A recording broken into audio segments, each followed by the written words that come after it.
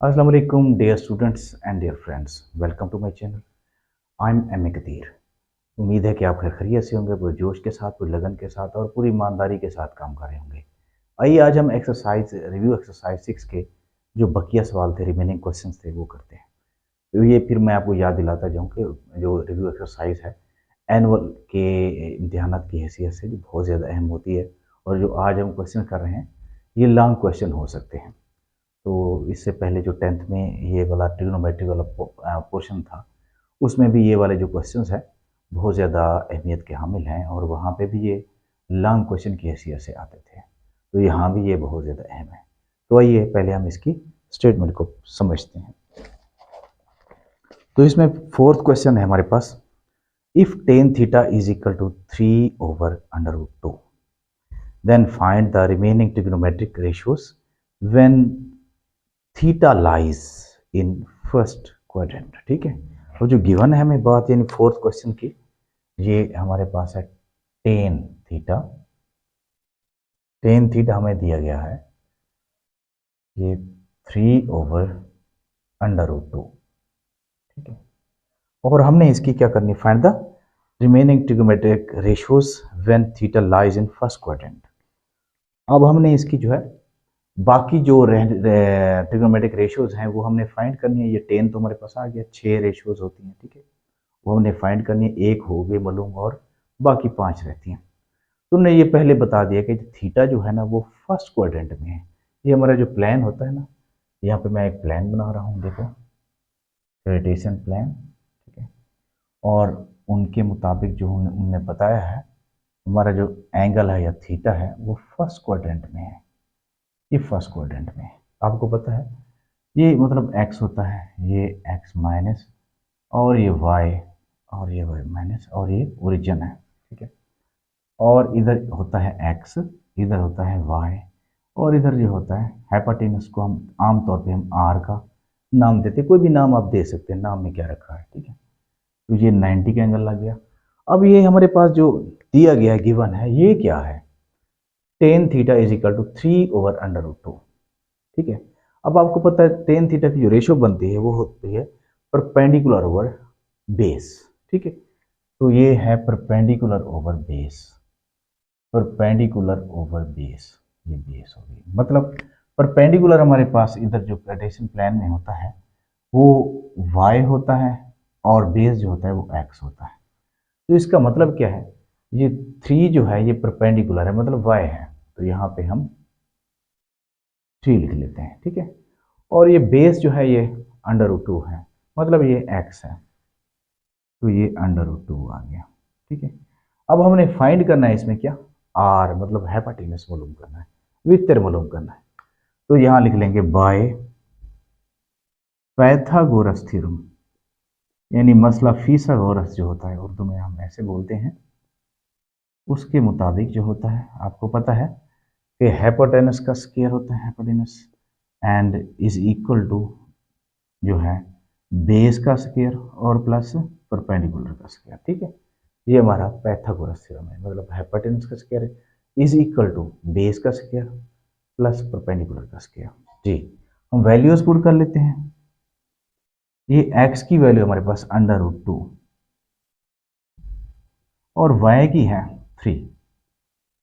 तो देखिए R square is equal to, ये स्क्वायर के साथ जो है ये स्क्वायर रूट कैंसिल हो जाता है क्योंकि एक दूसरे के मुखालिफ होते हैं।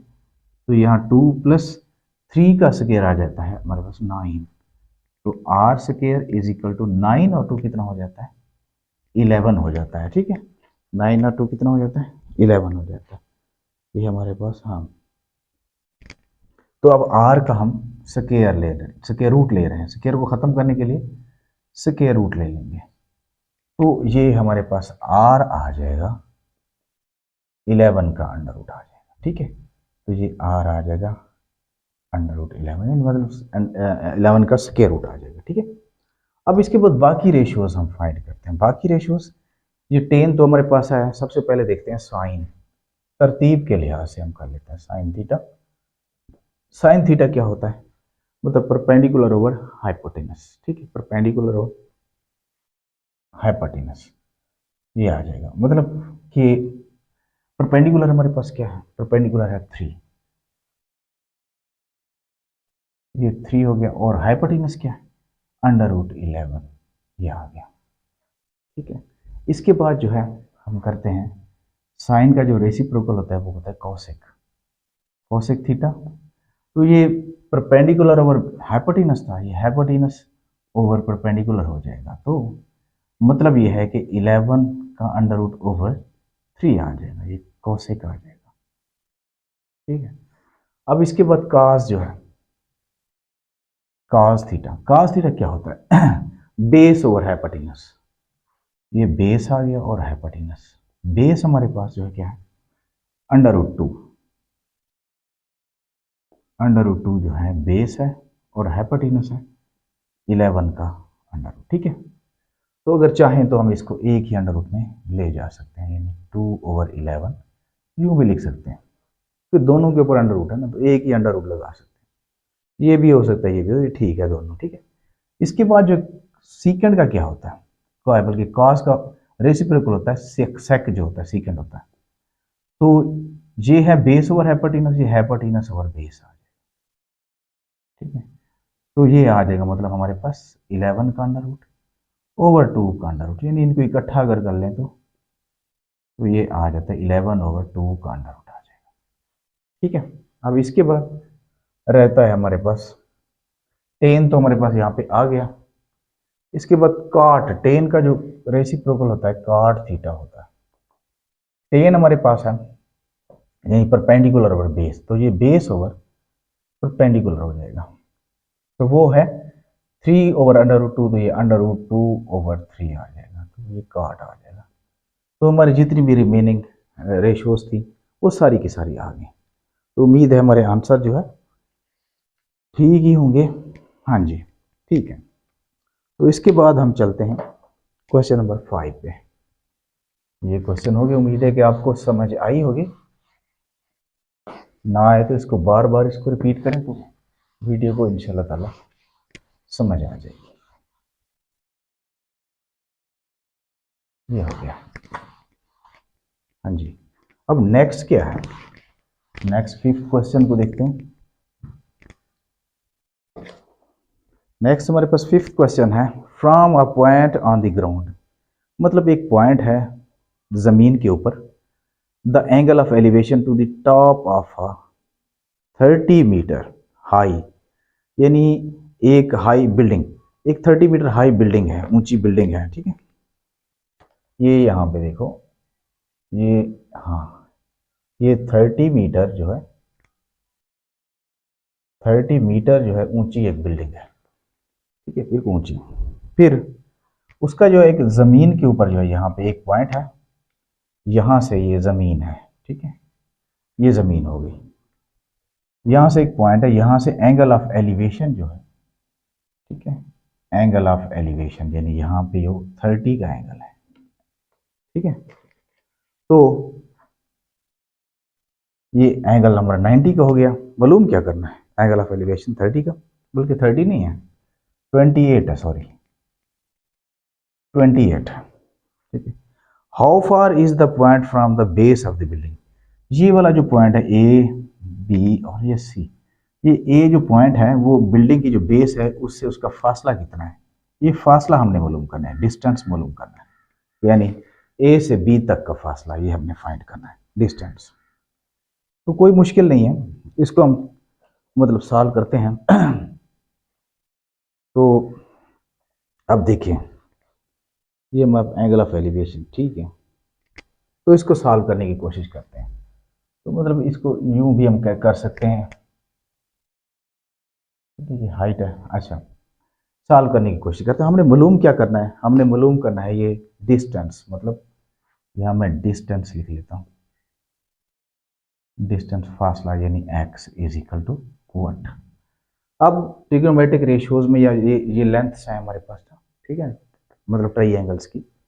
अब इसमें मतलब हमने x मालूम करने के लिए हम ये x ना मालूम है इज इक्वल टू व्हाट है, तो मालूम हमें क्या है, मालूम हमें हाइट है, तो हाइट के साथ इसको मिलाएंगे, हमें रेशियो क्या निकलती है, ये हाइट इनकी हैसियत क्या है, ये परपेंडिकुलर है और ये क्या है, बेस है। अब परपेंडिकुलर और बेस दोनों को मिलाएंगे तो क्या कौन सा बनता है हमारे पास, ये परपेंडिकुलर और बेस बन जाता है हमारे पास टेन थीटा।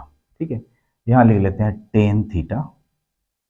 टेन थीटा के साथ एंगल लगाएंगे 28 का, तो ये परपेंडिकुलर ओवर बेस। अच्छा, अब देखते हैं हमारे पास जो टेन 28 क्या होता है। टेन 28 होता है 0.5137, 0.5137। ठीक है, अब परपेंडिकुलर हमारे पास है 30 और यहाँ पे x।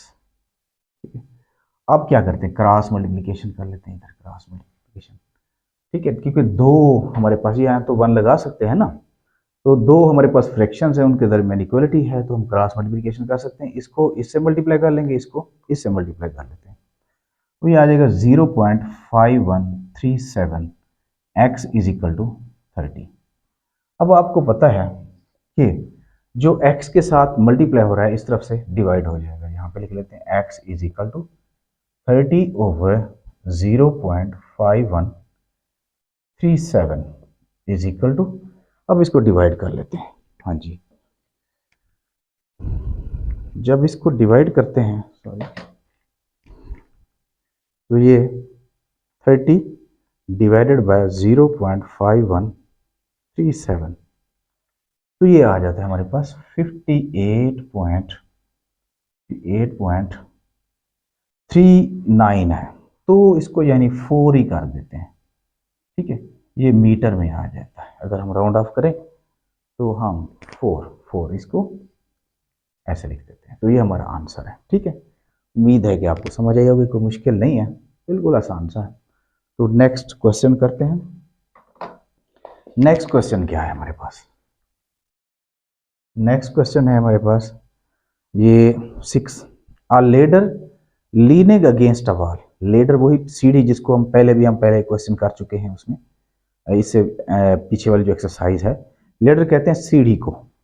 आ लेडर लीनिंग यानी झुकी हुई है, लीन का मतलब झुकी, अगेंस्ट अ वॉल एक दीवार के साथ, फॉर्म्स एन एंगल ऑफ 65, यानी वहां पे वो जमीन के साथ वो 65 का एंगल बना रही है विद द ग्राउंड, यानी जमीन के साथ। If the ladder is 10 metre long, अगर वो लेडर जो है मतलब सीढ़ी की लंबाई जो है 10 मीटर हो, how high does it reach on the wall, यानी ये इसकी जमीन जब दीवार की जो ऊंचाई है वो कितनी होगी, वो हाँ यानी उसके उस तक कितनी ऊंचाई तक पहुंचती है।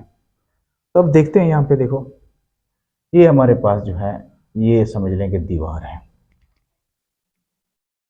ये हम वाल जिसको हम बना सकते हैं, ये दीवार है। ठीक है, और ये वाली जो है लेडर है, यानी सीढ़ी है, दीवार के साथ लगी हुई है, और नीचे जो है ज़मीन है, ग्राउंड है।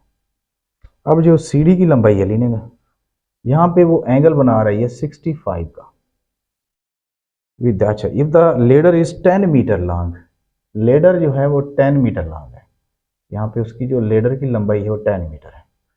तो करना क्या है, हमने हाइट मालूम करनी है, यहाँ ए, इसको बी कर लेते हैं और इसको सी कर लेते हैं, तो हाइट यानी इसको एक्स हम कर लेते हैं, तो हाइट मालूम करनी है, यानी दीवार की जो ऊंचाई है वो मालूम करनी है कि दीवार जो है कितनी ऊंची है।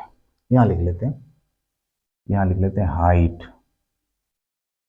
हाइट को हम मतलब एक्स से ज़ाहिर कर रहे हैं। ठीक है, इज इक्वल टू व्हाट, अब फिर वही बात, हमें मालूम क्या है, मालूम हमें है हाइपोटेनस, है नहीं, जो सीढ़ी है ना, जो लेडर है वो झुकी है, मतलब उसकी जो लंबाई है हमारे पास हाइपोटेनस है, मतलब वितर है, और यहाँ पे ये जो एक्स है ये नामालूम है, तो मतलब इसको हमने मालूम करना है, इन दोनों को मालूम और नामालूम दोनों को मिलाएंगे, तो हमारी कौन सी रेशो बनती है, इनकी हैसियत जो है ये हमारे पास जो है ये परपेंडिकुलर है, और ये क्या है, हाइपोटेनस है। परपेंडिकुलर और हाइपोटेनस क्या बनता है, वो बनता है साइन थीटा, तो यहाँ लिख लेते हैं साइन थीटा। अब साइन के साथ एंगल लगेगा 65 जो गिवन है। ठीक है, ये एक्स परपेंडिकुलर ओवर हाइपोटेनस, ये आ जाएगा।